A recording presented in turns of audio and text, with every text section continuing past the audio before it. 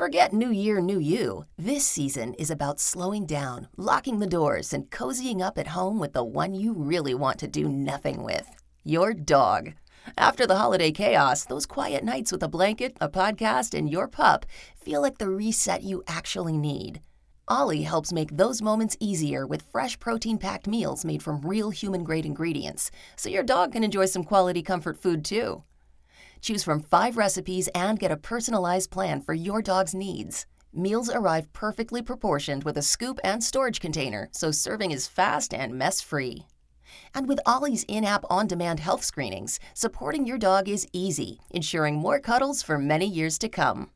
Visit ollie.com/truecrime and use code TRUECRIME for 60% off your first box.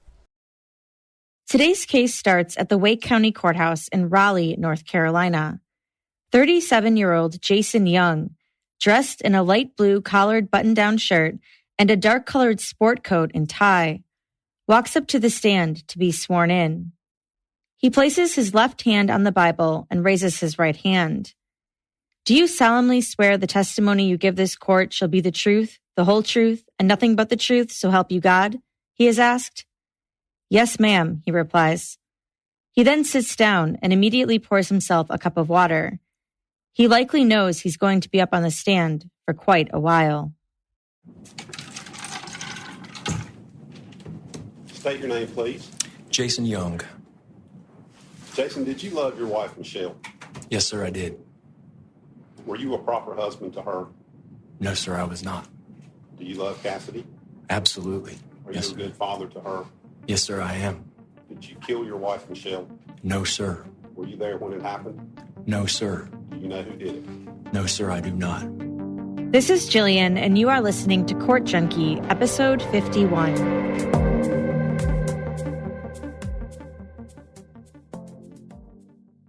Before we get into today's trial, with all of its twists and turns, we need to rewind to Friday, November 3rd, 2006, when 26-year-old Meredith Fisher called 911 to report that she had found her sister, 29-year-old Michelle Young, lying on her bedroom floor, surrounded by blood.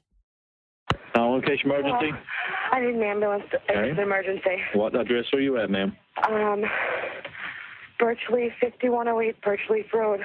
Problem, tell me exactly what happened. I think my sister's dead. Okay, tell me what happened, ma'am. I have no idea. Oh, my God. All right, stay on the phone with me, please. It was just after 1 o'clock in the afternoon. Meredith had arrived at the house her sister Michelle shared with her husband, Jason. She was surprised to find her sister's car still in the garage. It was Friday, and Michelle would normally have been at work. She entered the home through the garage and noted that Michelle's purse was lying on the floor of the kitchen. Even more confused, Meredith started calling out Michelle's name. "Michelle? Michelle?" But no response. She walked up the stairs, and when she reached the top, she looked to her left towards the master bedroom, and there she was. Michelle was lying, face down, with blood seemingly everywhere. She went into the room and went immediately to the side of the bed where the cordless telephone sat and dialed 911. As soon as she started dialing, her 2-year-old niece, Michelle's young daughter, Cassidy, emerged from under the covers. What's your name? Meredith Fisher. Meredith. And this is a Young address. Oh, my God. Meredith, listen to me, please. Yeah. Are you with the patient now? Yes, I'm her daughter. And Okay. How old is the patient? And there's blood everywhere. She's 28, 29. 28. Should I try to move her? Listen to me, ma'am. Yeah. I'm going to tell you what to do. Okay. But you need to calm down so we can help her. You said there's blood everywhere? Yes. All right. Is she conscious? No, I don't think so. Should I try to help her? Listen to me, ma'am. I'm listening. Is she breathing? I don't think so. Have you checked? Michelle? She's cold. Okay. Listen to me. Did you see what happened? I don't know. Kathy, come here, sweetie. I'm here with her daughter. Okay. There's like blood footprints all over the house. Okay, listen my to daughter, me. like her daughter's little footprints. Okay, listen to me. What's your first name? Meredith. All right, Meredith. Yes, sir. Did you see what happened? I just came here on a fluke. I usually, don't come here during the day. Okay. She shouldn't be home. She should be at work. Okay, listen to me. Yes, sir. I'm Did you say right now? Can you tell me why she looks like she's dead? I don't know. I have no idea. There's blood all over the place. Did you say she's cold? Yes. Okay. Cassidy can be heard in the background. Lady, do you know what happened to Mommy? Did she fall? She got a booby. She got boobies everywhere, and she got... Do you think she's beyond any help? I don't know, honestly. You don't know? All right. I'm normally very good under pressure. We're going to tell you what to do then, okay? Yes, sir. Are you right by her now? I'm keeping her daughter out of there. Okay. All right, so you're not with her? I'm right outside the bedroom. All right. Can you get her daughter secured? Can you carry the phone into where she's at? Yes. All right. Can you secure her daughter? Cassidy, sweetie, can you stay in your room for 2 seconds, okay? Okay. Okay. Can you close the door for 2 seconds? I'll be right back in there, okay, sweetie? Okay. Meredith? Okay, yes, sir. Okay. You got a cordless phone? Yes. All right. Stay right there, sweetie. Okay. All right. Is she laying on her back? No, she's laying on her stomach. She's on her stomach. She's face down? Yes. All right. Can you get her on her back? Okay. Oh, my God. So, I don't think so. She's so heavy. Let's see if you can get her on her back. I really think she's dead. Pardon? I really think she's dead. Okay. Are you certain? Hang on, Cassidy, sweetie, please go in your room. Okay, honey? I'm pretty sure. You are? No, I don't know. Okay, we need to make sure. Okay. Can you get her on her back for me? She's kind of twisted in a way that I can't do that. You can't roll her over? Not easily. Are you going to have to try? Hang on, I'm trying to see if I can get her pulse. We got to try to do CPR if we can get her on her back, Meredith. No, she's ice cold. She's cold? Okay. All right. And her body is stiff. Okay. Then don't try. The dispatcher asks her if anything looked unusual when she came in. This place does not look like what it normally looks like. Okay. There's blood in the bed. Okay. All right. Try not to touch anything else, okay? Okay, I just moved a pillow. Just leave everything exactly where it is then. Okay. Okay. Do you see anything else? Do you see anything else that looks unusual? No. Cassidy, was anybody here? The dog was freaking out when I got here. Was anybody here, sweetie? All right, Meredith? Yes, sir. All right. I'm gonna get the sheriff's department to pick up on the line with us. Okay. Because they're going to need to talk to you about what you're seeing, okay? Okay. I'm going to brief them on what's happened, and you just stay on the line. And what's your last name, Meredith? Fisher. Her Fisher? last name is Young. Are you her relative? I'm her only sister. Okay. All right, Meredith. Cassidy can still be heard talking in the background as the dispatcher connects the sheriff's office, who said they were sending deputies en route to the address. Meredith then took Cassidy outside to wait for help. When officers arrived at the home, they quickly went inside to secure the scene. Officer Brent David, a detective with the Wake County Sheriff's Office, noticed that the downstairs looked relatively normal and there weren't any signs of forced entry. But when he got up to the second floor, to his right, he saw small bloody footprints on the carpet and on the floor of the hallway bathroom. To his left was the master bedroom, and he saw a female lying face down on the floor on the left side of the bed. He noted that there was blood everywhere, on the walls near where she lay, on the floor, and on the mattress. And there was something else he noticed, something peculiar and sad. A baby doll looked like it had been placed by the woman's head. He did a quick search to make sure no one else was in the house before going back outside to let the paramedics in. Scott Hughes, one of the first responders, checked the woman for a pulse but felt nothing. There was blood all around her, so much so that her hair was saturated. He knew it was too late. She was cold and stiff. She was definitely deceased. They would find out later that the woman, Michelle Young, had been beaten to death and that she wasn't the only casualty. Michelle had been 5 months pregnant at the time, expecting a little boy she had already named Rylan. And Rylan hadn't survived the attack either. Meredith spoke with officers at the scene in front of the house. She explained that earlier that day she had received a voicemail from her brother-in-law, Michelle's husband, Jason, asking her to go to the house and retrieve some eBay printouts that he had accidentally left in the home office printer. He had said they were printouts of possible Coach purses he was thinking of getting for Michelle for their 3-year anniversary that had recently passed.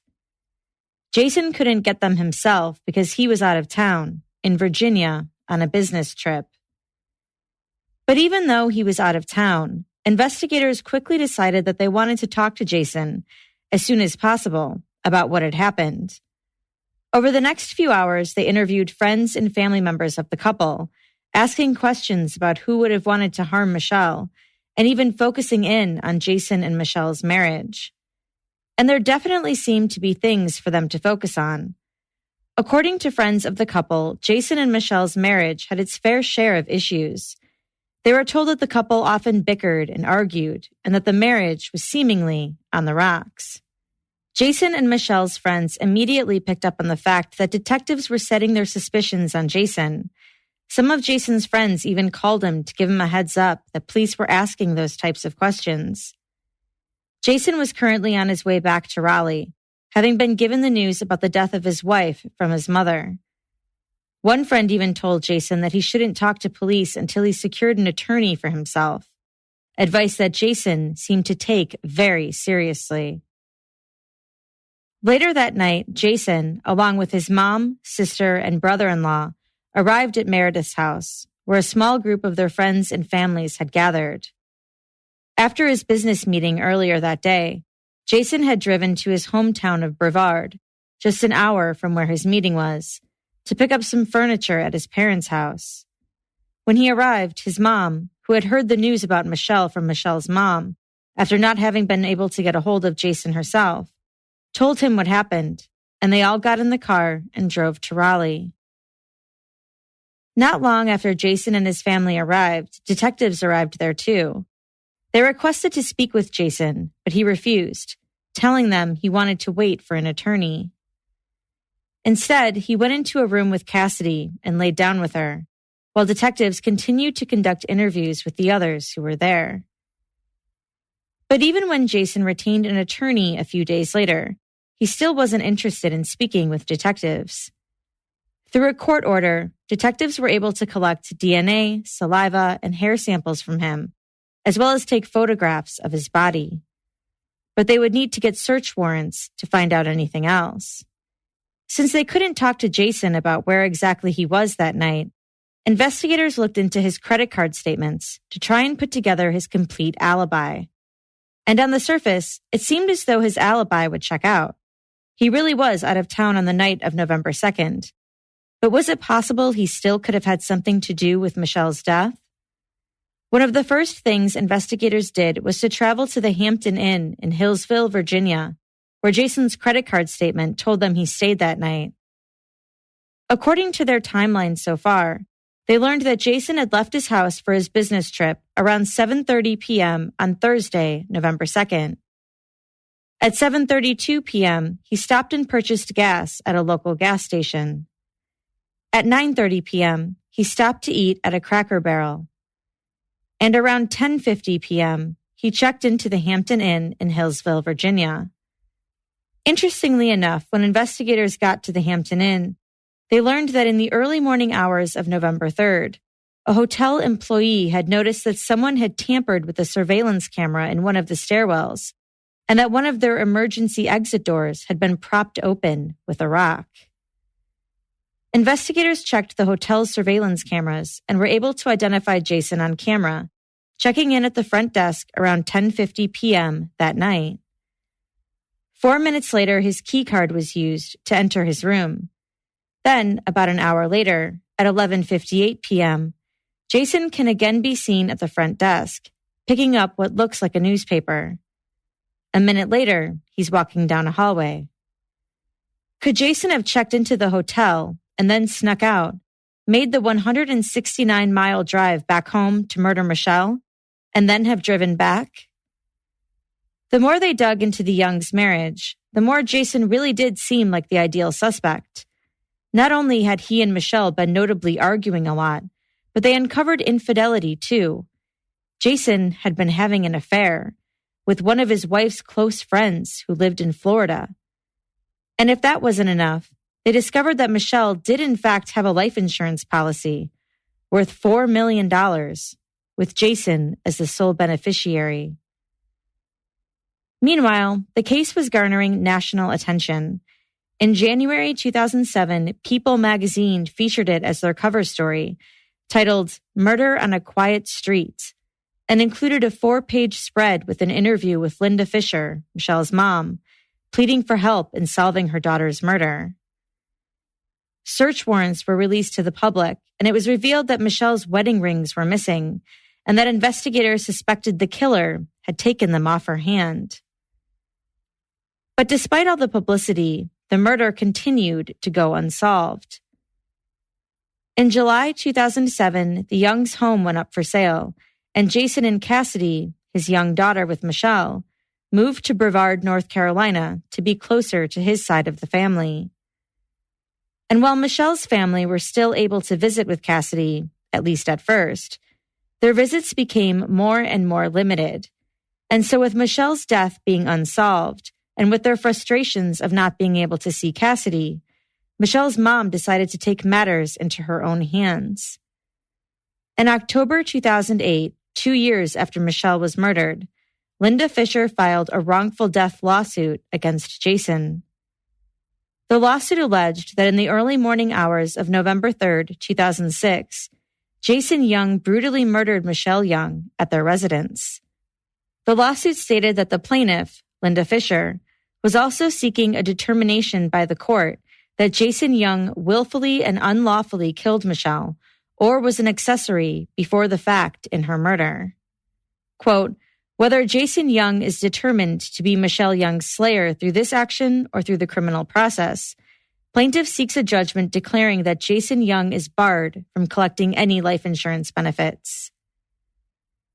Linda was also asking for compensation for the horror, pain, and suffering of Michelle Young caused by the defendant's fatal assaults, reasonable funeral expenses for Michelle, the present monetary value to Cassidy of her mother's reasonably expected net income, the present monetary value to Cassidy for the loss of her mother's reasonably expected services, protection, care, and assistance, the present monetary value to Cassidy of her mother's reasonably expected society, companionship, comfort, guidance, kindly offices, and advice, and punitive damages for the murder of Michelle.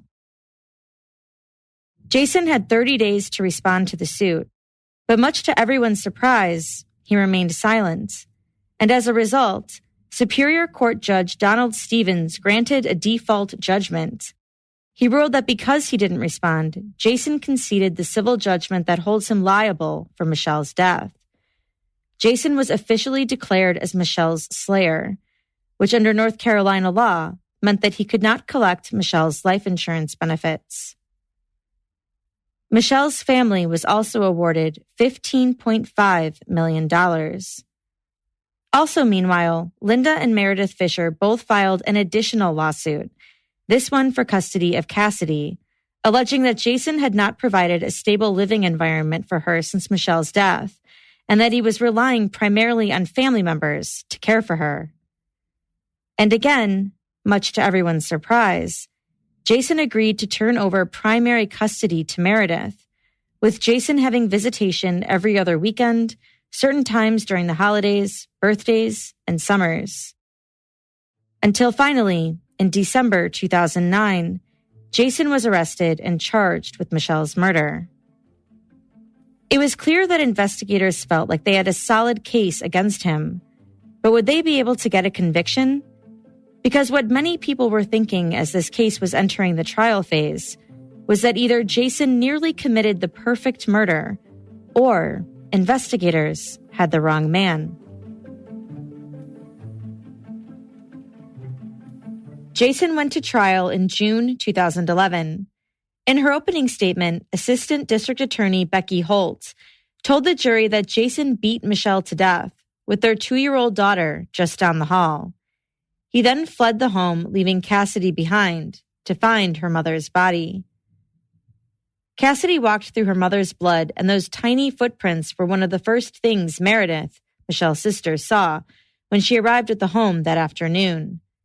She had been summoned by Jason. He had called her and said he needed her to go by the house to pick up some printouts from the printer regarding a purse he was intending on purchasing for Michelle, and he wanted it to be a surprise. He left her that message on the afternoon of Friday the 3rd. Meredith did some errands first and then went over. She described how Meredith found Michelle, how there was blood everywhere, and how Meredith was having a hard time processing what she was seeing. You'll learn that Jason had a plan, Holt told the jury. You'll learn that it was a troubled marriage, that fights between Jason and Michelle were escalating and happening more often. Jason didn't want to be married, didn't want the family life. He wanted to live as if he was single, go to parties, football games, get drunk, and spend time with friends. Michelle enjoyed these things too, but once their daughter Cassidy came along, life changed for her. She wanted Jason to become responsible and to work with her. She wanted the white picket fence, the happily ever after. She wanted it all. Holt said that when Michelle found out she was pregnant with Rylan, things became more tense. Cassidy had started going to daycare because Meredith wasn't available to be a nanny anymore, as she had when Cassidy was a baby. Michelle was working on cutting back her hours at work. Linda Fisher, Michelle's mother, had discussed moving in with them to help with the kids, but Jason said absolutely not. Holt said that in the fall of 2006, pressure began building. They were trying to figure out plans regarding their new child, and they started talking about the holidays. Thanksgiving was coming up. Jason wanted to spend it with his family in Brevard, and there was a back and forth between the couple as to whether Linda, Michelle's mom, should be invited to go with them. Near the end of October, early November, Jason had a plan to murder his wife and get on with his life on his terms. Holt then outlined what they said happened, according to Jason's plan. On Friday, November 3rd, Michelle's father, Alan Fisher, was going to come visit. He decided the day before that he wasn't going to come after all, and Jason saw his opportunity. He left to go on a work trip on the night of Thursday, November 2nd. He had a work meeting scheduled for 10 a.m. Friday in Clintwood, Virginia. He left between 7 and 7:30 that night, while Michelle's friend Shelley Shadd was over. Jason went to eat at a Cracker Barrel in Greensboro, and just before 11 p.m., he checked in at the Hampton Inn in Hillsville, Virginia. An hour later, just before midnight, he's caught on camera at the front desk, wearing completely different clothes and carrying 2 bottles of water. You'll learn that Jason left that hotel and went to murder his wife, Holt said, while making it look like he was in Virginia. He was going to go in, kill her, and get back out so he could say he wasn't there. But there were a few things that went wrong with his plan. He didn't expect that when he got to the residence there would be a fight, that there would be blood. He thought he would surprise her and strangle her to death. Instead, he struck her repeatedly, and there was blood all over the place. And as a result, he left evidence that he didn't expect to leave. He also didn't expect that on his way back, he would need to stop for gas, about 45 minutes away from his hotel. When he got to that gas station, he had an angry encounter with the cashier, who he made an impression on. She didn't forget him and would be testifying at his trial. When Jason left the hotel to murder Michelle, he planned on being able to leave without anyone else knowing. When he left, he propped open the back door, the door that led from the hotel's stairway to the parking lot. And hotel employees would testify that their surveillance camera in that very stairwell had been tampered with. Listen to the evidence and find him guilty of first-degree murder. Don't let him get away with it, Holt said. In their opening statements, Jason's defense attorney, Mike Klinkasem, said that Jason did not murder his wife or unborn son, and that the case has not yet been solved. He told the jury that there are things the prosecution didn't tell them. One being that there were 2 sets of adult footprints near Michelle's body, one belonging to a size 12 shoe that they tried to match to Jason, and another one, a size 10 athletic shoe. a size 2 sizes smaller than what Jason normally wears. Klinkesim said that investigators also missed pieces of evidence when they did their search of the crime scene, and that when Jason's mom and sister went to the home after it had been released, they found one of Michelle's teeth that hadn't been collected by investigators. So the family hired Dr. Maurice Godwin to come and look at the crime scene, and even more evidence was found, including a hair on a picture frame that looked like it had been forcibly removed, and that was later determined not to have come from Jason nor Michelle, and 2 cigarette butts, one in the garage and one in the doorway that leads to the kitchen. DNA from those came back to 2 separate male individuals who have not yet been identified. And whoever did this went through Jason's closet. Michelle was found near his closet with the door open. There was blood on both sides of the closet door. She was beaten while the closet door was shut, and then someone moved the body and then opened the closet and went inside. Whoever did this took 2 drawers out of her jewelry box that was on Jason's side of the bed. Law enforcement swabbed the jewelry box for DNA, and just recently, the prosecution sent those DNA swabs to a genetic testing company, and what they found was a mixture of DNA containing at least 2 individuals, DNA that didn't match Michelle nor Jason. This young man did not kill his wife, Klinkesim said. He was not one of the attackers, and this case is not solved. He noted that the Hampton Inn, where Jason spent the night Michelle was killed, was almost 3 hours away, and that the timeline doesn't work. Not only that, but Jason didn't get 1 drop of blood in his Ford Explorer or down the stairs. There was no blood found in his hotel room and no transfer of fibers from the carpet of his hotel room to the house. Klinkesim acknowledged that Jason wasn't a good husband, that he could be obnoxious, juvenile, would get drunk at parties and embarrass his wife. He acted at times like an immature jerk, but that does not make him a killer of his wife and unborn son. Klinkesim called Jason a great dad and said that this man who loves his daughter killed his wife in the most brutal way possible while his child was in that house, then let her walk around in the blood and then cleaned her up and left her in the house for her to be found almost 10 hours later. That's what they're going to try and convince you of. The police zeroed in on Jason as a suspect right away. Even Meredith knew that they were looking at him. And therefore, Jason was advised to not speak with them until he had an attorney. And in addition to the police wanting to talk to him, the press descended on him too. This was a big story in November 2006, Klinkesim said. The media was parked outside of his house and he began to withdraw. People started writing blogs about him, or driving by his house and his family's house, and then posting about it on the internet. He knew the mob wanted him, and so he shut down and didn't talk to anybody. But even though he didn't talk, he did give police his hair, blood, and saliva samples. They were able to take pictures of him, and they even stripped him naked at one point in that process.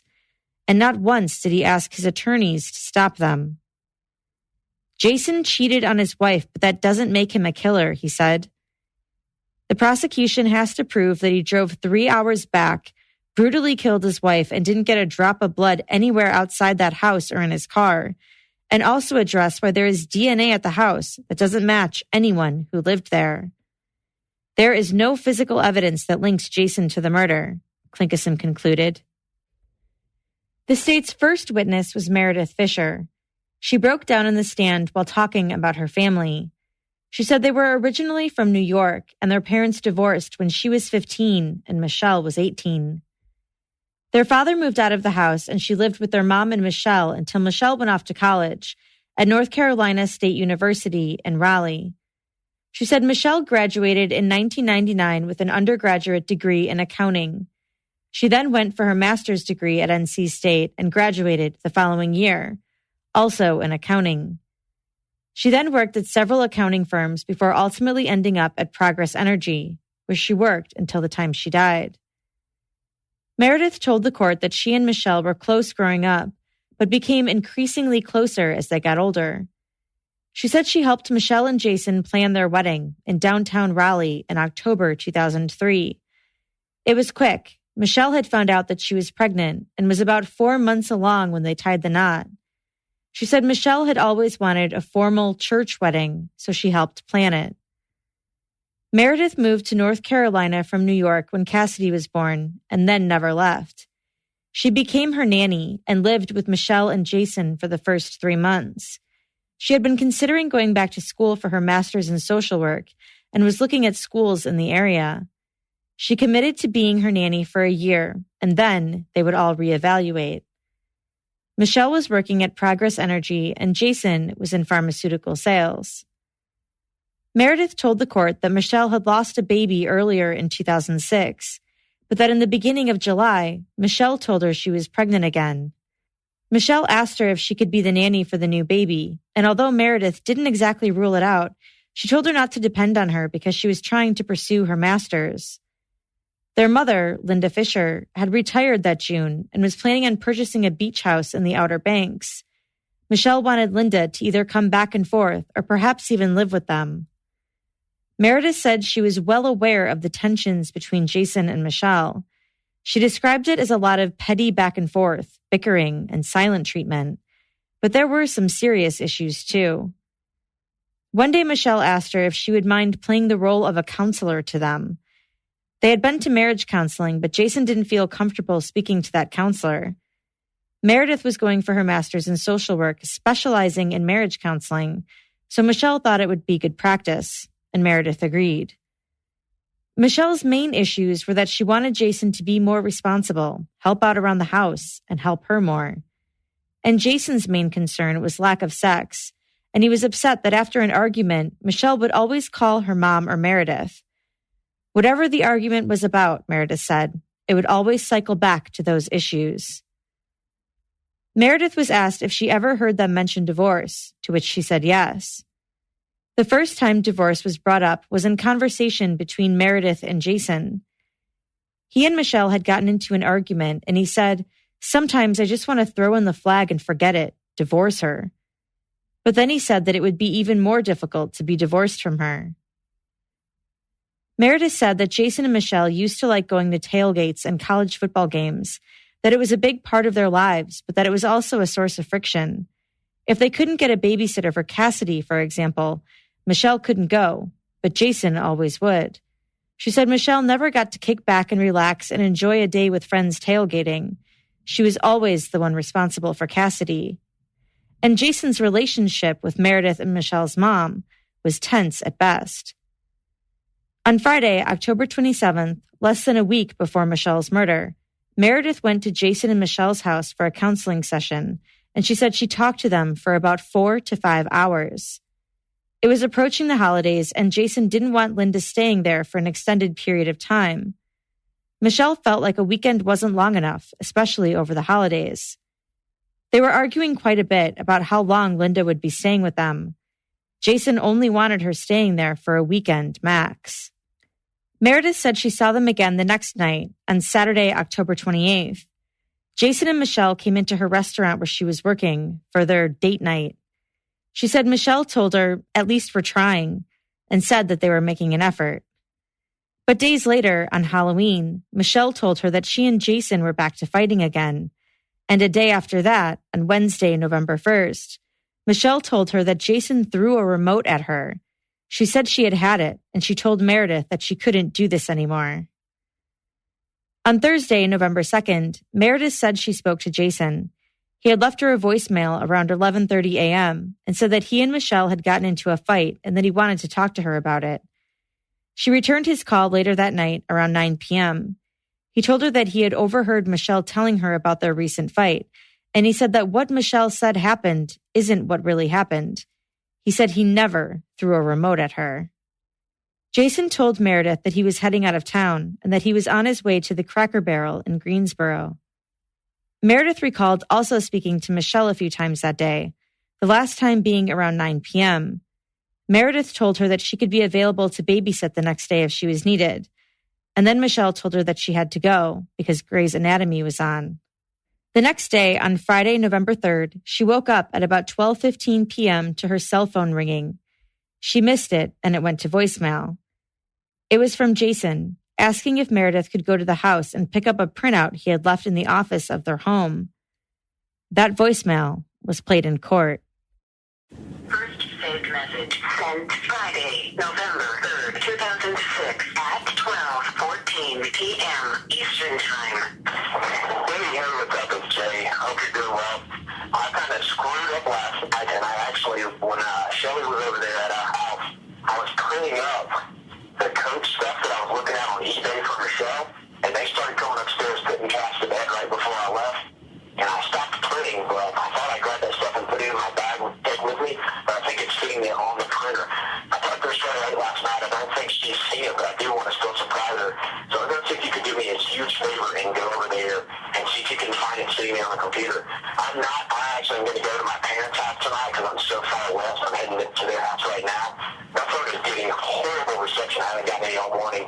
So I was going to see if you would mind calling either my mom or the house phone, if they do it, letting her know if you were able to get that and still surprise, because it's not going to have to be a some crap view Michelle in regards to what it is and why I'm printing it, because I really did want to surprise her. I think that would be a nice thing, and that your mom would appreciate the whole weather touch for the 3rd anniversary. Anyway, you can certainly try to call me back, but my phone's been doing weird things. Thank you. Bye. When asked if Jason had ever mentioned getting Michelle a purse before, Meredith said yes, that the weekend prior, Jason had mentioned it, and that she had told him to wait until she could go through Michelle's purses to see what kind he should get. She hadn't heard about it again until this voicemail.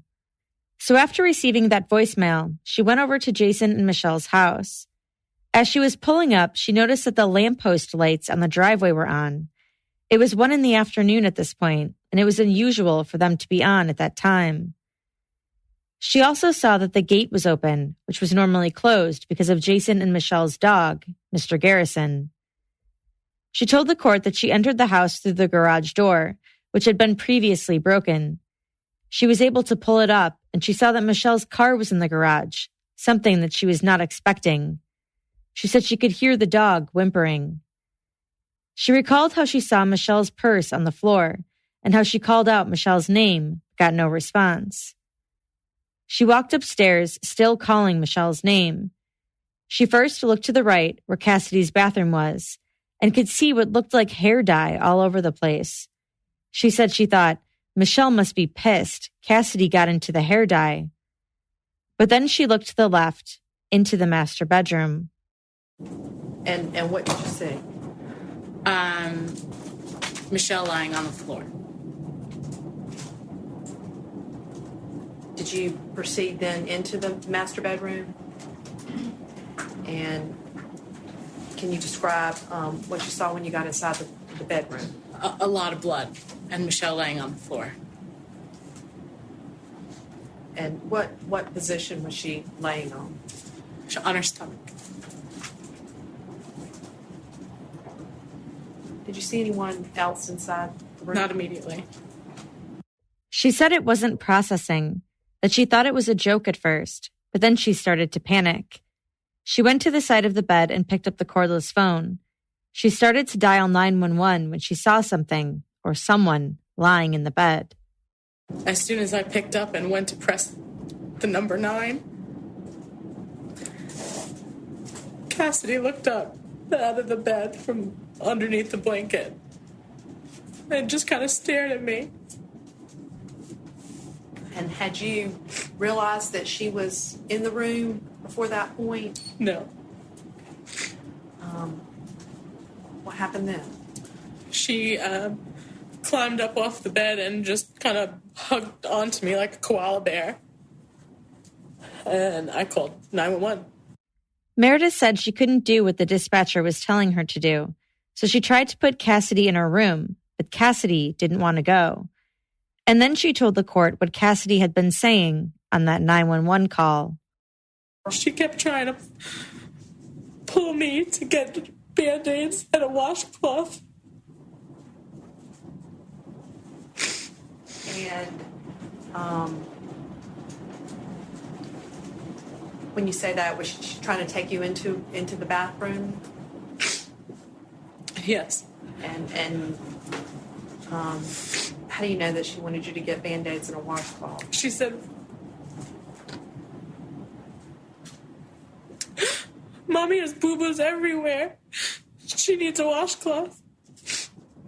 And she kept on asking for Band-Aids to help Mommy and her boo-boos. She said the dispatcher asked her to give Michelle CPR, but when she went to go try and move her, she was ice cold. She knew there was nothing she could do to help her, so she took Cassidy outside to wait for the first responders. A fire truck pulled up and she and Cassidy went inside. She still had the phone in her hand, and so she called her roommate and told her to come over there.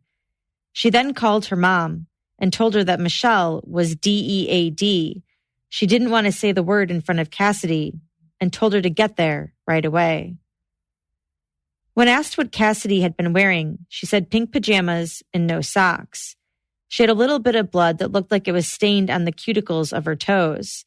She wasn't wearing a diaper, and she was hungry. When asked what Michelle had been wearing, she said a zip-up hooded sweatshirt and comfy pants. Meredith said she spoke with Jason briefly from her friend's cell phone once he was on his way back to Wake County. She told him he wouldn't be able to go to his house and so to just come over to hers. She told him the police wanted to speak with him. She said their conversation ended when he passed the phone to his mom, who said he was too upset to talk. When Jason arrived at her home later, sometime after 9 p.m., he was with his mom, sister, and brother-in-law. She said they all hugged, and she told him that Cassidy was sleeping in her bed. She said she doesn't remember him asking anything about what had happened. They all sat down and Jason went to go check on Cassidy. Shortly thereafter, a couple police officers came to the house, wanting to talk to everyone. They asked if Jason would come talk as well, and I went to go get Jason.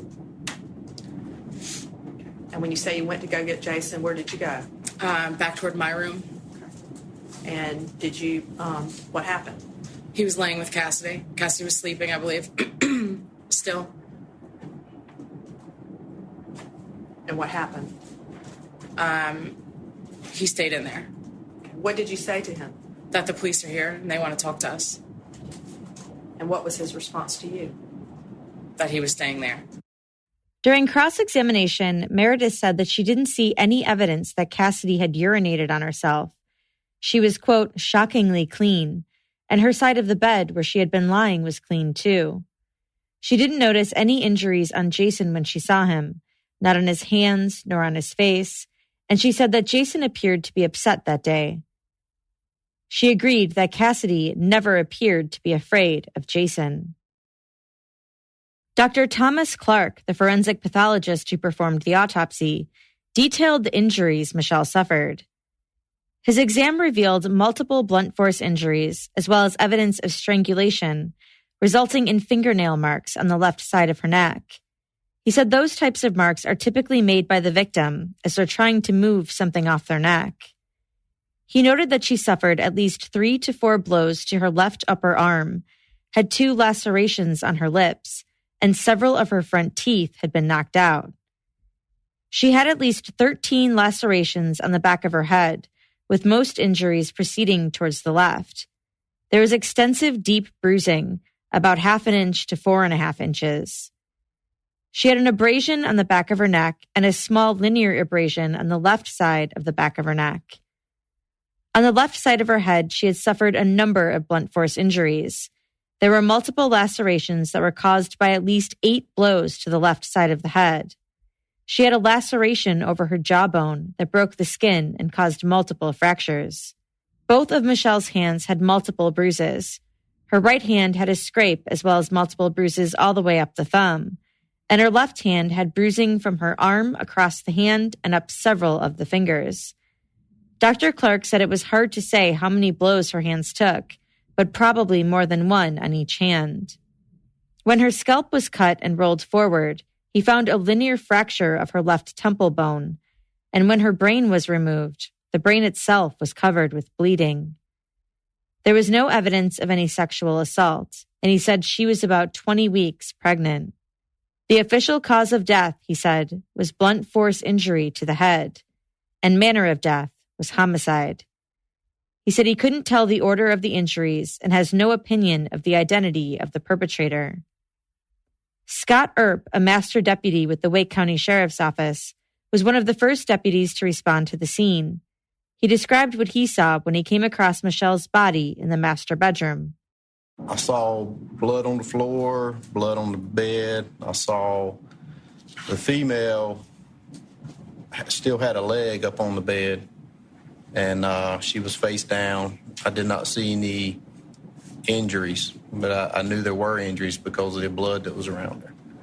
I announced sheriff's office a couple times and didn't see any movement. That was the first room we entered to clear, and I remember having to watch my footing. As we entered the bedroom, I took my fingernail and flipped the light switch on just to get better lighting in the room. And I tried my best not to step on anything that had blood on it. And my goal was to get past her to clear the master closet to make sure nobody was in the closet, no additional victims or no suspects hiding. And is that what you mean by clearing a room? Yes, sir. Okay. Was that closet door open where she was laying? It was open. Okay. And did you find anyone in there? No, sir. He said when he exited the master bedroom, he saw the tiny, bloody footprints.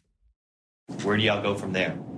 From there, as we exited the master bathroom, I remember looking straight across into the bathroom, and that's when I saw human footprints and blood.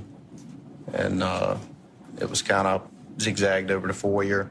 I noticed blood on the bathroom wall, and it appeared to have been smeared. I don't know if it had been wiped or if a hand had smeared down it. I walked over to the bathroom, went in, secured that area. Deputy Smith was just outside, and then we proceeded into the next room. Outside, he said they discovered a tire impression up the driveway in the front yard. On cross-examination, Deputy Earp was asked more questions about the blood evidence he saw. He said the blood smear marks in the bathroom, you heard him talk about in that clip, seemed to be made by a child, given the height of them. He said they were smears, as though someone had tried to maybe wipe them with a cloth. He didn't see any bloody footprints or blood on the staircase or on the opposite wall coming down the staircase, nor did he see any blood on Michelle's purse or on the first floor at all. He said he saw Cassidy outside with Meredith and that he asked Meredith if she had cleaned her. When she said she hadn't, he was caught off guard. He said he didn't see any blood on Cassidy or on her clothes.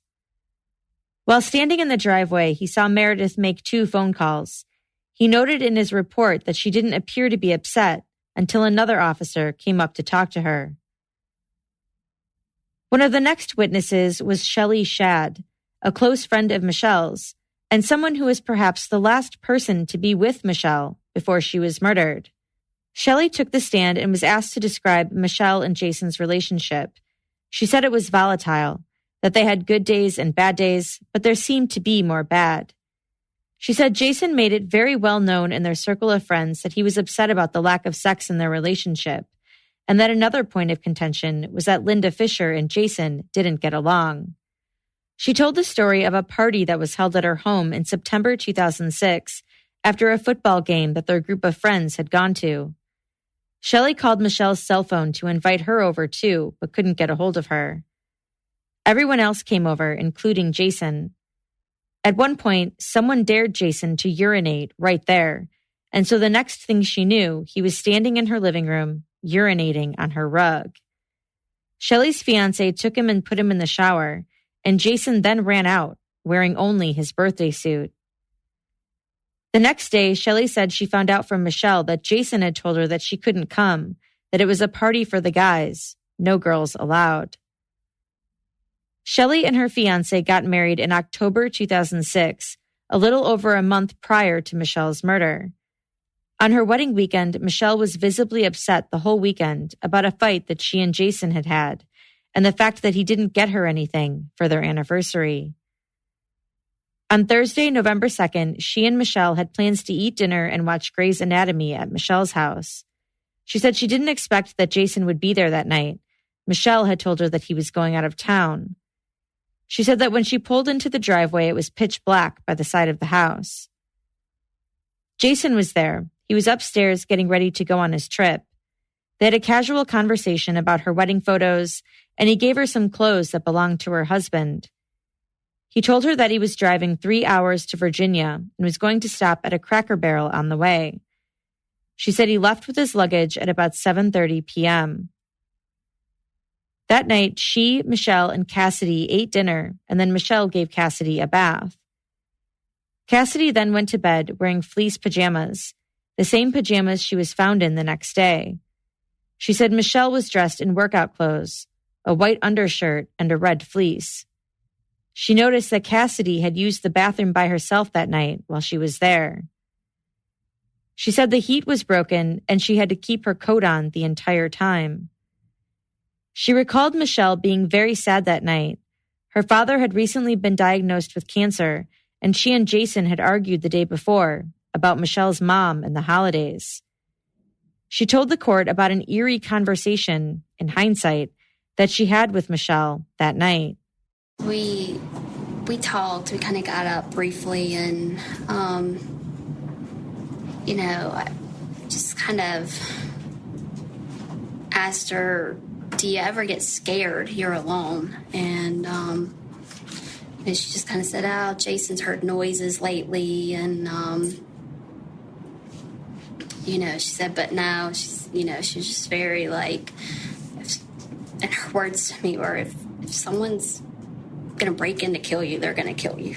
I mean, just kind of matter of fact. And all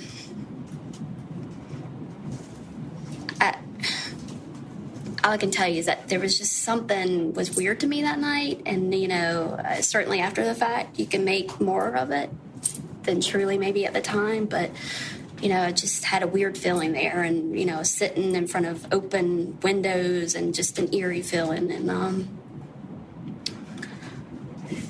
I said to her at that point, well, do you mind walking me out to my car? And she did. And she walked me to my car and gave her a hug, and I left. Shelley said she left around 10:30 that night. She found out about Michelle's murder the next night, and their group of friends all went over to Meredith's house. When she got there, she said Jason was asleep with Cassidy in one of the bedrooms. She said he got up and hugged her and told her that he was so sorry. She said he appeared to be in shock too. She said she and her husband were up front with him and told him that the detectives had asked them a lot of questions about him. Police officers came to the home while Jason was in Cassidy's bedroom. She said she was aware that detectives wanted to speak with Jason, but that he was advised, even by Shelley's husband, to not speak with them until he had a lawyer. She said she was there to support him and wasn't suspicious of him. She said prior to all of this, Jason and Michelle had an attorney friend of theirs draft up a will for them, and that Shelley was a witness for it. After Michelle's visitation, she took a Barbie doll to Cassidy's hotel room, but Cassidy had already left with Jason's family to Brevard. She said Jason was there, though, and asked her if the will that they had drafted up would hold up. On cross-examination, Shelley said that there were no curtains or blinds on the windows at the Youngs' home, and that she had been freaked out that night. Michelle had told her that there was a disturbance behind the house at some point, and that Jason had heard noises there recently. She said Michelle also wasn't happy about moving there because there was a trailer park behind their home. Michelle never told her about any physical violence with Jason. She wouldn't be the type of person to put up with that, would she? Jason's attorney asked. I would hope not, she said. She said both Jason and Michelle seemed to be happy about Michelle being pregnant again. And she noted that even though they had argued during her wedding weekend, by the end of her wedding, they were all over each other, with Jason saying, my wife's crazy, but I love her. On the last night she saw Michelle, she said Michelle walked her to her car at the end of the night, but that she didn't wait to make sure Michelle got back inside. The prosecution focused on Jason's business trip next, and the next few witnesses were all employees at the Hampton Inn in Hillsville, Virginia. Daniel Morgan testified that he was working the front desk the night of November 2nd, 2006. He confirmed that Jason Young checked in at 10:54 p.m. that night. Another employee, Keith Hicks, was working the overnight shift that night. He said that at some time between 4 and 5 a.m., he noticed something unusual with one of the surveillance cameras and with one of their exit doors. I'd say sometime after 5 a.m., or anywhere between 4 or 5 a.m., I noticed that the camera was unplugged, facing to an emergency exit door. So when I went around to do the papers and deliver the papers, I went up to the first floor, into the first floor hallway, went through the exit door, and noticed that the emergency door was propped open with a rock. And the emergency doors, you can only access from the inside there. You can't get it back in from the outside. So I thought it was weird that they were propped open. I also thought it was weird the camera was unplugged. Okay. Because I've never had any problems with either one of those things happening in any of the years I've been working. Keith said he kicked the rock out so the door would shut and informed the maintenance guy that the camera was unplugged.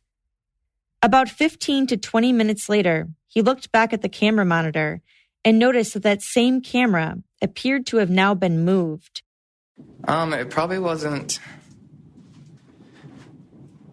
anywhere 15, 20 minutes later that while the breakfast lady was setting up her breakfast and everything was going on in the morning, I looked back at the monitor, and the monitor, same camera, had been shoved up into the roof.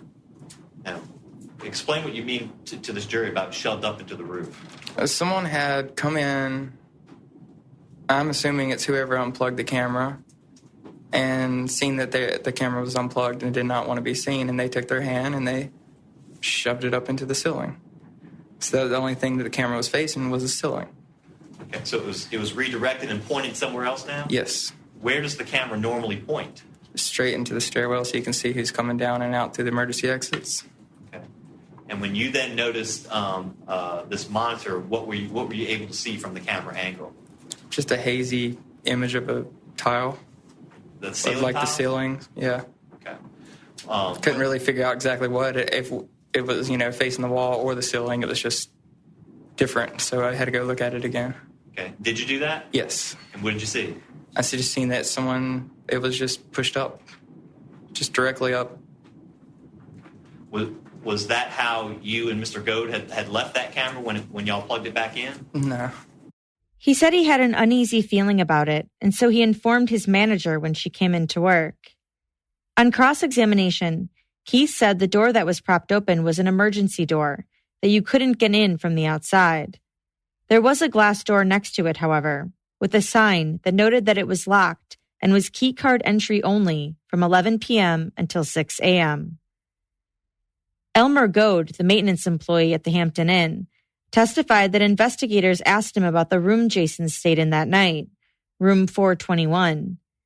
They asked him to check how many times that door had been opened with a keycard during his stay by looking at the keycard logs. He said that the door had been accessed with the room key only one time during Jason's stay, at 10:56 p.m.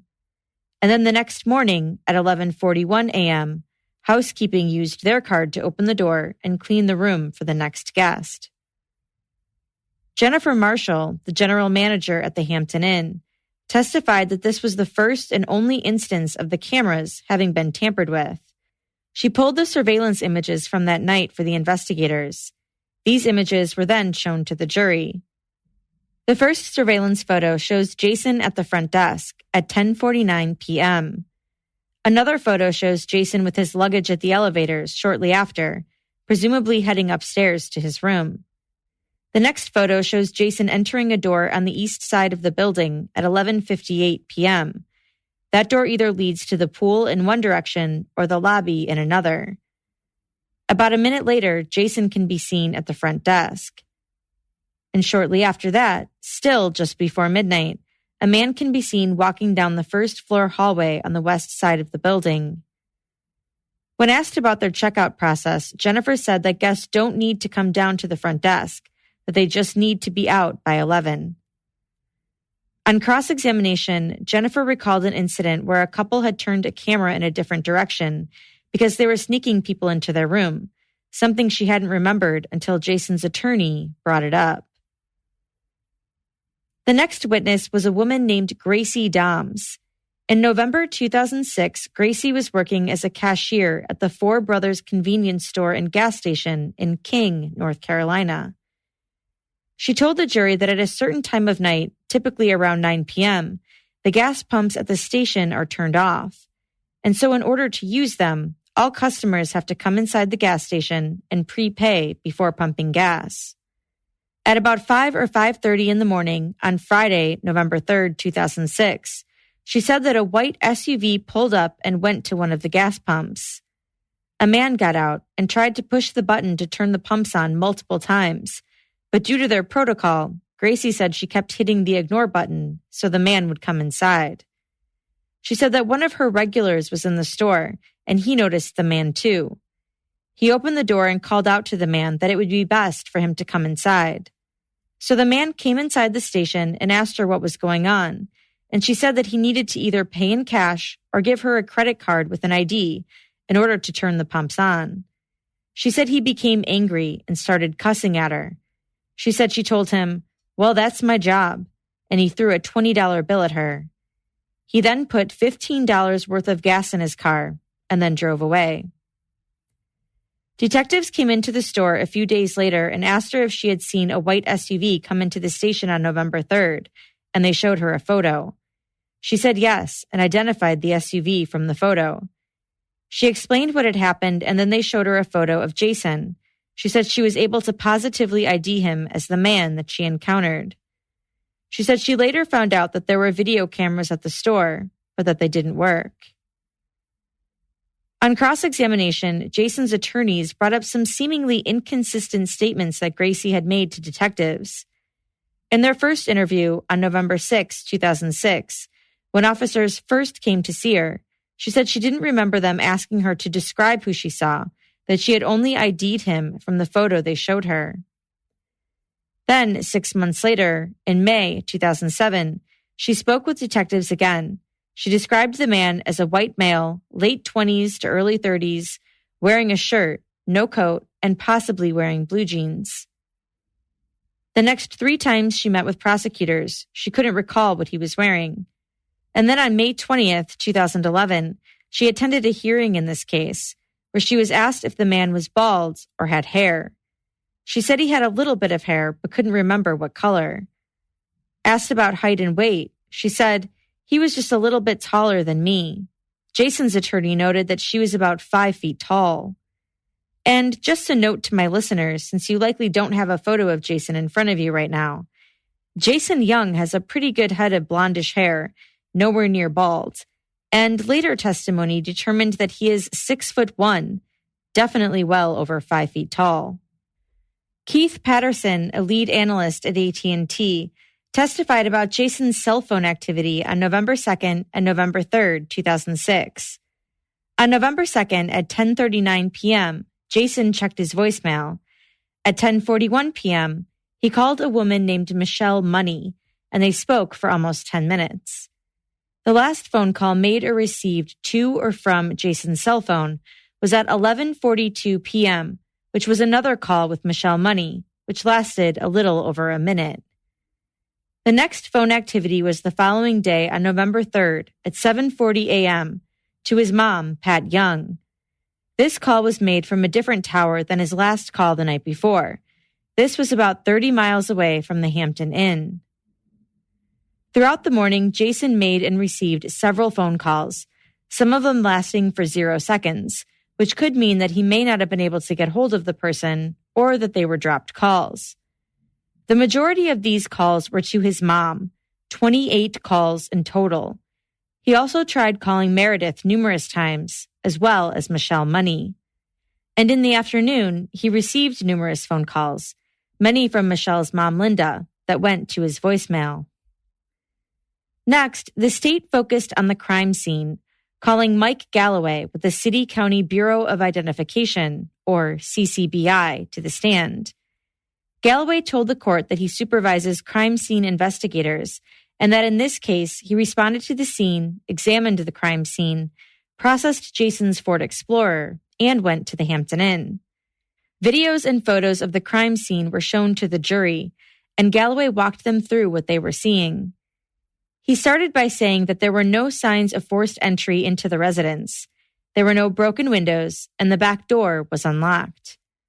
From the outside, lights on the lamppost at the end of the driveway were on, and on the first floor, on the inside back door handle, was a spot of blood, the only blood found on the first floor. In the kitchen, there was a pan in the sink and a purse on the ground. In Cassidy's bedroom on the second floor, Galloway noted that a lullaby song was playing on the CD player at the time, and there was a shelf with medication on it that read, Adult Tylenol Extra Strength Rapid Blast Liquid, along with an eyedropper with liquid in it that had leaked out of the dropper. In Cassidy's bathroom, or the hall bathroom, there was a child's bathrobe, a small bloody sock, and bloody sock and foot impressions on the tile floor.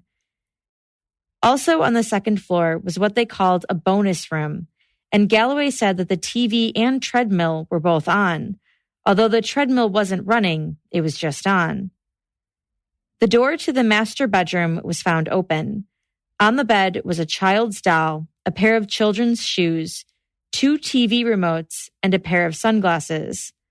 On the right-hand side, covers were pulled down where Michelle was found on the floor. There was blood on the comforter and on the pillow. On one of the dressers, there was a jewelry box with 2 drawers missing, and the phone base of the nightstand was missing the phone. The room itself had his and hers closets, and the light in Jason's closet was on. No other lights were on in the room. Galloway said that there were several pillows in the way of getting to Michelle, and that he could see a bloody shoe impression on one of the pillows. Michelle was lying on her stomach on the floor, with one leg going underneath the bed. Her head was in the inside portion of Jason's open closet door. A large amount of blood surrounded her, and there was a baby doll placed next to her, along with child-sized foot impressions leading from Michelle's body to inside the closet. There was a large amount of blood spatter on the wall and on a lampshade. Teeth were found on the floor in blood that had been knocked out of Michelle's mouth, teeth that you could only see once the pillows were moved out of the way. Galloway said it appeared as though after everything happened, the pillows were then placed there. Galloway said it appeared that Michelle had been laying down when she was attacked. There was a large amount of blood coming downward off the side of the bed. Galloway said they moved Michelle's body. Her head had been against the door. He shut the closet door and saw a continuation of blood past the closet door on the wall. He said that at the time of the attack, the door had been shut. Someone would have had to pick her up to open the door to gain access to Jason's closet. Galloway then discussed the investigation at the Hampton Inn. He said that the room had been cleaned by the hotel's cleaning crew prior to their arrival, but no indication of blood was found. He said they checked the surveillance camera for fingerprints and DNA, but no latent fingerprints were able to be lifted. Photos of the hotel, and in particular of Jason's hotel room door, were shown to the jury. The photos demonstrated how the door could have been propped open so as not to have used a key card. One photo showed how the lock and latch could be placed to keep the door from shutting. There were indentations on the inside of that latch where it had been damaged by the door being left open using what looked like that very technique. Another photo showed the Do Not Disturb sign stuck in the doorway so the lock wouldn't latch, and you could easily open the door by just pulling it. A third photo showed the deadbolt extended to keep the door open. In another show that you could do this and wouldn't need to use your key card to reopen the door. He said they collected a rock that was on the sidewalk, thinking that that one may have been used to prop the exit door open. Galloway then told the jury that they got a court order to collect hair, saliva, and even pubic hair from Jason Young 4 days after the murder. They took photos of Jason and focused on a pair of shoes he was wearing, along with a photo of his bare feet. On his left big toe, there was bruising underneath his toenail at the base. On cross-examination, Jason's attorney went through Galloway's testimony, piece by piece. He handed him a stack of photos that Galloway took of Jason on November 7th, 2006. of his head, face, profile, chest, and hands. As for why those photos were taken, Galloway said it was to document any injuries, but he admitted that there were no scratches, cuts, or bruises on Jason's hands, on his face, or on any other part of his body. There was only that bruise on his left big toe. Jason's attorney then turned his attention to Jason's Ford Explorer, which was seized right after Jason came back from his business trip. Nowhere inside that vehicle, on the doors or in the passenger area or in the rear area, nowhere in that vehicle did you find any blood, correct? I collected no blood from that vehicle. Okay. And on the outside of that vehicle's white, isn't it? That is correct. You looked at the entire outside of that vehicle, correct? I did. Okay, particularly the driver's area? Yes, sir. You found no blood anywhere on the outside of that vehicle? I collected no blood from that vehicle. Okay. Galloway also said that there was no blood found at the Hampton Inn either.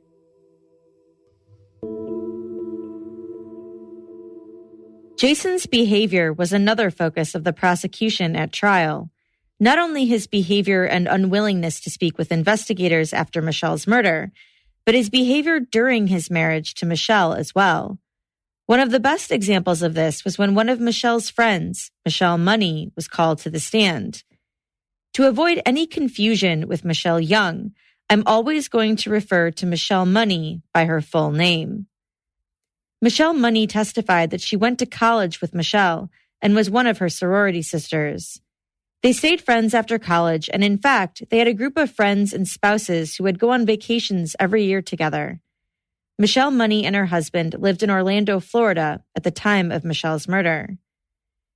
Beginning in July 2006, Michelle Money said that she started confiding in Jason and another friend while their group of friends were on a trip to Myrtle Beach.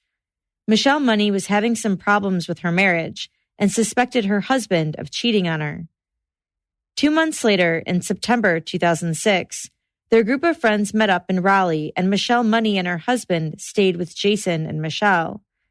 Again, that weekend, Michelle Money talked to Jason about her marriage, and Jason told her that he believed she was right, that her husband was cheating on her. After that trip, Michelle Money said that she and Jason started calling each other every day and said that they would talk all day long, mostly talking about friend stuff. But then their relationship progressed. I'm not really sure how it came about. It was about a 2-week period from when we left Raleigh to when Jason came to Florida. I guess in any relationship, friendship or whatever, when you start talking and getting to know each other, you grow closer. And I don't know how it came out, but Jason and I expressed interest to be more than friends. I don't know whose idea it was to come to Florida. Was it mine or his? I don't recall. I remember we discussed it and we kind of went back and forth like, no, this is wrong. We're not going to do this. And then we'd be like, but we kind of want to. And we went back and forth. And he flew in on a Saturday. And I believe that as late as Thursday night, I was saying, oh, maybe you shouldn't come. This is wrong. But he did come to my house on Saturday, October 7th. She said that weekend her husband went to a NASCAR race in Alabama, and Jason told her he was going to tell Michelle that he had a business trip planned for the weekend. She picked him up from the airport on that Saturday, and they hung out at her house. She said they had an intimate relationship over those 2 days he was there. This was around the time of Jason and Michelle's anniversary, and he mailed an anniversary card to her. After their weekend together, they talked about getting together again, but they never set anything up. She said they knew it couldn't keep going, but they continued talking anyway. One of the weekends they discussed getting together again was the first weekend in November, the weekend of Michelle's murder. But Jason said he had a business meeting that he couldn't get out of. Michelle's father was also supposed to come in on that Friday, November 3rd, and then some friends were coming in for the football game on that Saturday. On the evening of Thursday, November 2nd, as Jason was driving to Virginia, he and Michelle Money spoke on the phone, and then again later that night. The next morning, around 8 a.m., she was on her way to take her son to daycare, and she spoke with him again. He told her that he was on his way to his work meeting. After that meeting, they talked again. She said he sounded a little distracted, and he told her that he didn't get the account. He told her that there was another medical center nearby, however, and so he was going to stop in for a quick visit.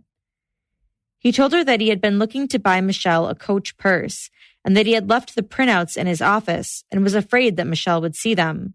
She said, well, at least if she sees them, she'll be excited she's getting a Coach bag. But she said he seemed like he didn't want her to see them and that he really wanted it to be a surprise. He told her that he was going to call Meredith and have her retrieve the papers for him.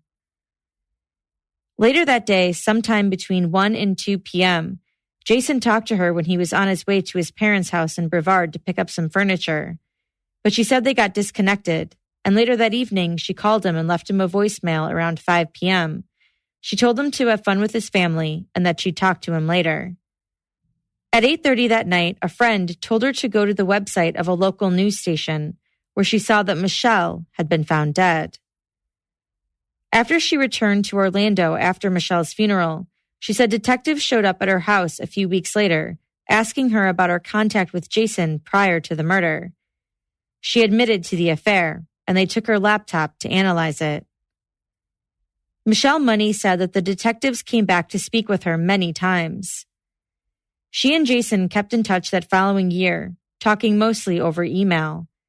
They met up again a couple times in June 2007 when Jason was in town for a guy's trip. They went to the beach together and just sat and talked. After that, she and Jason continued talking on the phone, but it didn't have that same intimate tone. It was more of a friendship. They talked about kids and football and who Jason was now dating. They occasionally talked about Michelle, and it was mostly, what do you miss most about Michelle kind of thing. In January 2008, the police showed up at her home and told her that she was an idiot and that she shouldn't speak to Jason again. Afterwards, she texted him and told him that she couldn't talk to him anymore, and he told her that he understood. Despite having an affair with Jason, Michelle Money said that she still considered Michelle Young a friend. When asked if she had anything to do with the murder, she said no. She said she never asked Jason if he murdered his wife. With regard to their conversations on November 3rd, she said she didn't notice anything unusual, but that they were shorter than normal that day. It was like he was busy, and she was used to talking to him for long periods of time. And with regard to those eBay printouts, Michelle Money said that Michelle Young had told her that she wanted a Vera Bradley bag like the one that she had. So she told Jason about it, and then she looked on eBay to see if there were any more like it. There were, and so she told Jason about it. She said she didn't think he had an eBay account. 2 other women testified pertaining to Jason's behavior, but what the prosecution seemingly wanted the jurors to pay attention to were stories that both of these women had about their wedding rings in particular. As you'll recall, Michelle's wedding rings were missing, and police believed that the killer had taken them. The first woman was named Carol Ann, who started her testimony openly weeping on the stand. She was a friend of Jason's and had known him since they were 6 or 7 years old.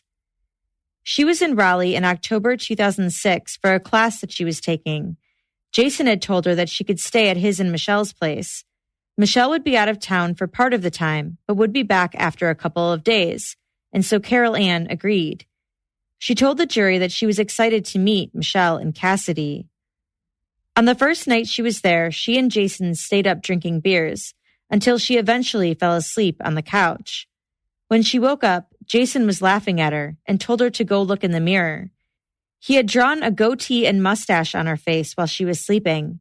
She said she wasn't happy about that, but that it came off, and she figured that it was just a joke.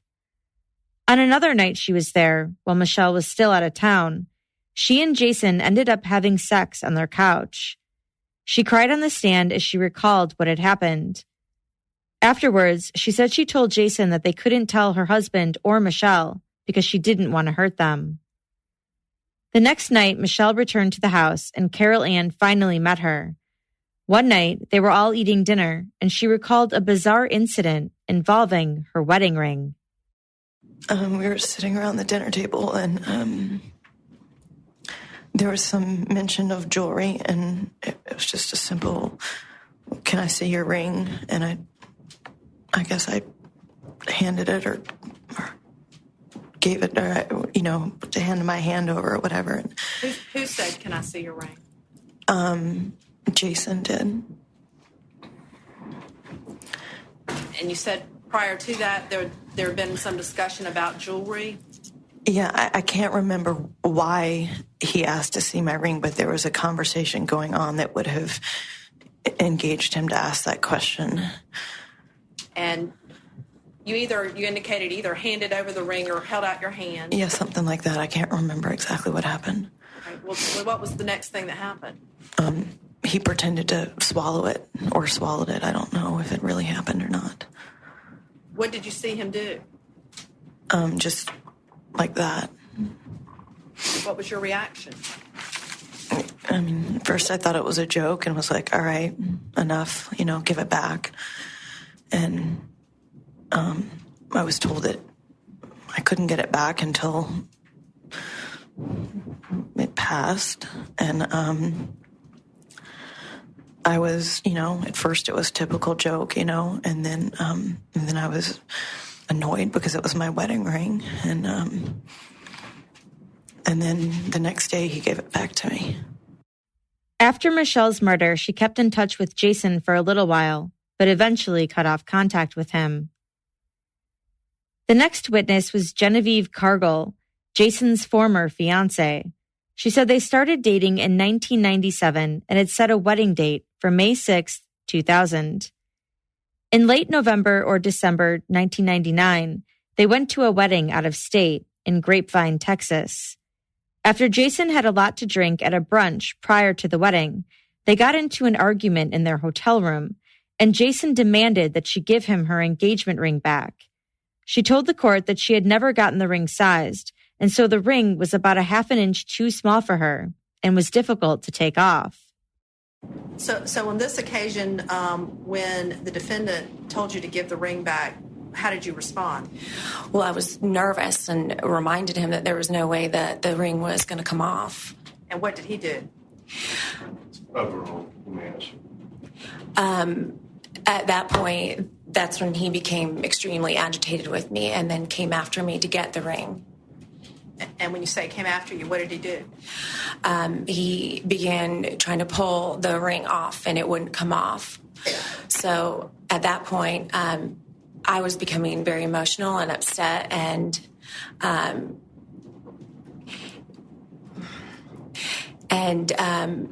he was pushing me around the room. Was he saying anything? No, not that I remember. What happened then? He was throwing me from one bed to the other, and I was slipping and pulling and trying to, whenever I neared the floor, trying to get onto the bed, and jumping on me with all his weight and pinning my arms, both of them, behind me so hard that I felt like my arms were going to come out of the sockets, the shoulder. During that time, were you able to see his face? Yes. Can you describe that for the jury? I saw his face, and his eyes were glazed over and didn't show any emotion, and just pretty much sums it up. She said she was screaming and yelling for him to get off of her and was very upset. Eventually, he was able to get the ring off, and it cut her finger when he pulled it off. The scuffle continued for a bit longer, and she was able to climb on his back and put him in a chokehold. She said he was still intoxicated, and she had learned self-defense training about 2 weeks prior to the incident. She said she had bruises on the outside and inside of her arms, and also on her rib cage. She soon called off their wedding, and although they got back together a couple times, it was never the same, and they eventually broke up for good. Years later, she got a job working at a school and had a new email account. Once she had her baby, however, in June 2006, she decided to stop working and to focus on her daughter. The prosecutor handed her an email printout and asked her if she had ever seen it before. She responded that she had seen it for the first time the day prior to testifying. It was an email that Jason had sent to her work email address on September 12, 2006, 3 months after she had stopped working there, and 2 months prior to Michelle's murder. In the email, Jason said he was having dreams about her and that the dreams were making him feel whole and complete again. He told her that he had outwardly moved on from her, but that he didn't think his heart and soul did. He tells her that he will always love her, even though he knows they will never be together. Nancy Gregory, a forensic drug chemist for the SBI Crime Lab, testified that the liquid contained in the eyedropper found in Cassidy's room tested positive for the controlled substance dihydrocodeine. She also was able to positively identify other ingredients typically found in cold or cough medicines. Hundreds of items in this case were tested for blood and for DNA, and several DNA analysts gave testimony to that effect. Rather than going through and telling you about all the various items that were tested, I'm just going to go over the ones that may be significant or may not be to this case. There was a handprint found on a piece of sheetrock taken from the master bedroom, and that was a match to Jason's DNA. But the analyst who testified to it also said that there was no way to determine how long that print had been there. The eyedropper that was found in Cassidy's bedroom on her shelf matched Cassidy Young, but did not match Michelle or Jason. A partial DNA profile from that jewelry box excluded Jason and in fact contained a female DNA mixture. Fingernail clippings from Michelle were tested, but nothing of evidentiary value was found on either hand. DNA from a rock that investigators believed may have been used to prop open the emergency exit door at the Hampton Inn contained a partial DNA profile that could not exclude Jason. During the cross-examinations of these DNA analysts, Jason's attorneys pointed out that in many of the unable to exclude Jason Young results, that it didn't necessarily mean that the DNA did definitively belong to Jason. For example, the DNA analyst who testified about the DNA from that rock said that 1 in 79 Caucasian males could also have been the contributor. And also in the cross-examinations, the defense took the opportunity to highlight the DNA that is yet to be identified and that excluded all the known people in the case. Like a hair that was found on a picture frame, there was an unknown DNA profile that had not yet been identified. And in addition to the hair from the frame, there were 2 cigarette butts with DNA profiles that came from unknown males, not Jason Young. There were also 2 footwear impressions found at the scene, and investigators were able to identify what type and even what size shoes made those impressions. Andy Parker, an expert in latent print and footwear analysis, testified that one of the impressions, found on a pillow in blood, matched a cross-trainer shoe manufactured by a company called Airfit. These particular shoes were called Franklin's, and they were sold at Family Dollar General stores starting in 2003. Based on the impression, he determined the size of the shoe to be a size 10. He said he could actually make out the number 10 on the impression after he enhanced it with chemicals so it would be clearer. Parker also discussed latent prints that were collected from the house. 151 lifts were made in the case, but not all were of value. Meredith's prints were found twice on the front door. Jason's prints were found 21 times. On cross-examination, the defense was quick to point out that there were several prints found that were not a match to anyone in the case, including 2 sets of prints from the exterior master bedroom door frame inside the residence, and 2 prints on a shoe shine box.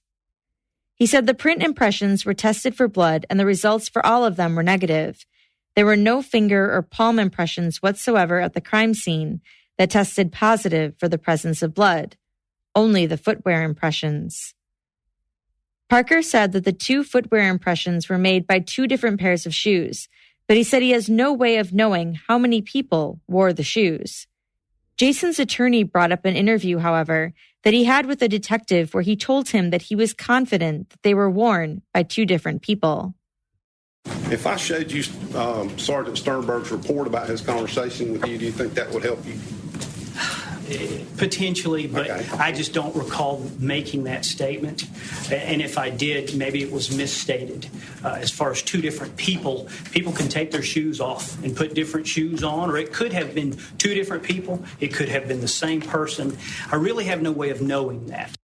Jennifer Sproles, the medical records director at Dickinson Community Hospital in Clintwood, Virginia, told the court that she was the potential client with whom Jason had the meeting scheduled with on the morning of November 3rd.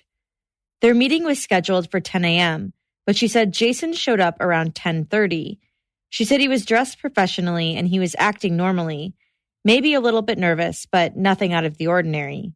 The meeting ended around 11 or a little after. On cross-examination, she said Jason told her that he had gotten lost and would have called to tell her that he would be late, except he was getting bad cell phone reception. Karen Morrow, a special agent with the SBI, testified that she and her team had been able to identify that other footwear impression that had been made in blood at the crime scene. That shoe was a size 12 Hush Puppies Orbital. She said she collected every pair of shoes from everyone who went into the crime scene to compare.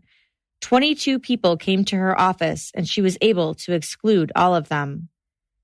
Morrow also analyzed the tire tracks that had been left in the front yard area by the driveway of the Youngs' home. She said she was able to conclude that the tracks were from a Michelin tire. She took the casts to a Michelin warehouse, and they determined that they were a Michelin cross-terrain SUV tire.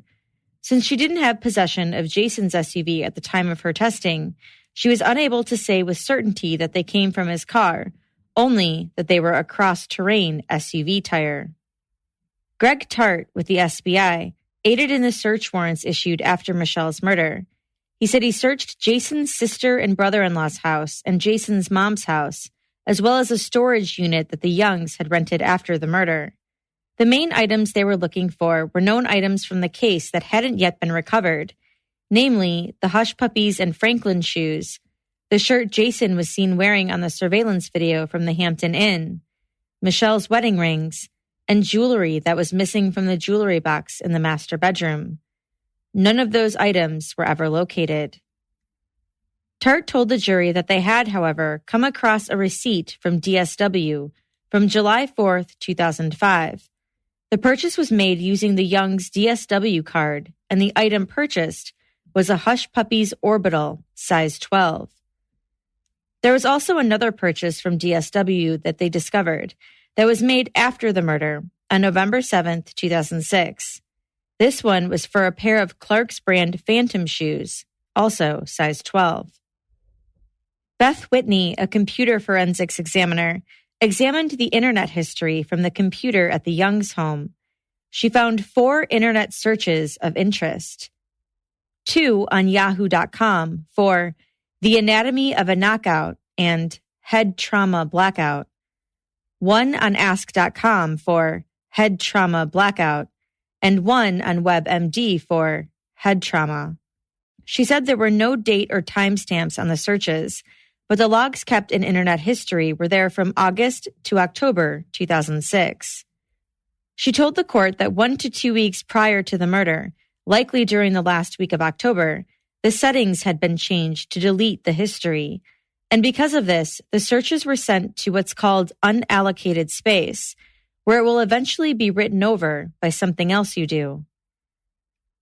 Mike Shockey, the attorney who represented Meredith and Linda Fisher in their custody suit, testified that he and his clients were surprised when Jason turned over primary custody of Cassidy to Meredith. He told the court that had an agreement not been reached, there would have been a discovery process, meaning that there would have been a lot of investigation and a deposition would have been taken, where Jason would have had to answer questions under oath. But because of the custody agreement, he was relieved of all of that. Sergeant Richard Spivey testified that he became the lead investigator in the case in April 2007. He walked the jury through the November 2nd timeline again and noted that when Jason stops at Cracker Barrel, he's seen on surveillance video wearing a light cream-colored Henley sweater, blue jeans, and brown slip-on casual shoes. But when he's seen on the surveillance video at the Hampton Inn, after he has checked in and visits the front desk again at 11:59 p.m., he's wearing a different shirt. This time, a dark-colored, bulky sweater with a thin, lighter-colored line across the chest area. Sergeant Spivey said that they may have found the cream-colored shirt from Cracker Barrel at the storage unit they searched, but they never found the other one.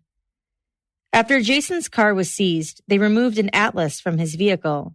The atlas was opened to a page showing North Carolina, Southern Virginia, and South Carolina. There was handwriting in the top left-hand corner. It was Meredith's cell phone number. Sergeant Spivey then testified about the distance between the Hampton Inn and Jason and Michelle's house, and whether or not he thought the trip could have been made within the timeline. The distance between the two is about 169 miles. And have you specifically had the opportunity to drive yourself between those two locations? Yes, ma'am. And how long, you said it's 169 miles, how long does it take you to drive that? Well, it depends. I would say if you're going to leave early morning, 8, 9 o'clock in the morning, or if you're going to leave in the latter part of the afternoon, 3, 4 o'clock in the afternoon, I would give yourself 3 hours to make that trip. And why is that? Just mainly because of the traffic that you're going to run into and the congestion in the Raleigh-Durham area, Greensboro, et cetera. I would give yourself 3 hours to make that trip. Have you had the opportunity to drive that trip at other times? That is yes, not where you would hit the early morning hour, 8 or 9, or... Right, yeah, I've driven it late at night and in the very, very early morning hours. I've made that trip as well. And how long does it take you at those times? You can make it in 2.5 hours, 2 hours and 40 minutes, somewhere in there. Spivey said he also made the drive from Jason and Michelle's home to the Four Brothers gas station, where Gracie Doms had testified that she saw Jason at about 5 or 5:30 a.m. Spivey said that it was about 121 miles between the Youngs' home to that gas station. He said it took him about an hour and 45 minutes. Spivey said he looked through the gas station receipts to see if he could corroborate Gracie's story, and he found 2 receipts that stood out to him. One from 5:27 a.m. for $15 worth of gas, and one from 5:36 a.m. for $20 worth of gas. According to Gracie's testimony, Gracie had said that Jason paid with a $20 bill, but he wasn't sure how it would show up in the register if he had only put $15 worth of gas in. Assistant District Attorney Holt then asked about the distance between the gas station and the Hampton Inn. Spivey said it was 49 miles. She then asked about the Hampton Inn surveillance camera and when the camera is unplugged and when it comes back on. Spivey said the camera went black at 11:20 p.m. and then it came back on at 5:50 a.m. Then at 6:35 a.m., the camera was pushed towards the ceiling. When looking at the crime scene photographs from Cassidy's room, he said an item on Cassidy's shelf really stood out to him. It was a white bottle with a purple wrapper. He didn't know what it was, but it looked like a medicine bottle. The label read, Pan Cough PD. I found out the Pan Cough PD was it's a pretty strong adult cough medication or cold medication. I think for like congestion and things like that. I was able to find out also that who it was manufactured by, and as well as, like I said, some of the side effects, as well as some of the cautions in using the medication. Let me ask you first about, you indicated that it was a adult cough or cold medication. In terms of the ingredients, were you able to determine the ingredients of that particular medication? Yes, I was. And did one of those ingredients include dihydrocodeine? Dihydrocodeine, I believe. Yes, ma'am. And with regard to the effects or side effects, what were you able to learn about that? It says it causes dizziness, drowsiness, and sleepiness. He said the manufacturer was Pan American Laboratories, a place where Jason had once worked, from March 2002 to January 2005. Sergeant Spivey said that after speaking with them, he learned that Jason had received training in selling samples, including pan-cough PD. He was also given free samples. On November 7th, 2006, Spivey said they met with Jason via court order so they could get his saliva samples and photograph him. Jason was wearing brown casual slip-on shoes at the time, and he later learned that he had just purchased those hours earlier at DSW. As for the eBay papers, he said they checked Jason's computer to see if he had clicked on any of the items. 2 purses had been clicked on, but both auctions ended on November 2nd, and Jason did not place any bids for either of them. After Sergeant Spivey's testimony, the state rested their case. As you can probably tell, this case is not over, and there is a lot more to cover. So I'm having to cover this case in 2 parts. But the good news is that you won't have to wait long for part 2. I'm releasing it next week, and even sooner for those of you on Patreon. So what can you expect in part 2 of this case? Well, you'll hear from Jason himself, who finally breaks his silence by testifying. And you'll hear more twists and turns that might flip everything you think you know about what happened on its head. And if you want to discuss this case so far, feel free to join my Court Junkie discussion group on Facebook by going to courtjunkie.com/Facebook. You can also find me on Twitter at CourtJunkiePod, and you can email me at podcast@courtjunkie.com. Thanks again for listening. Until next time.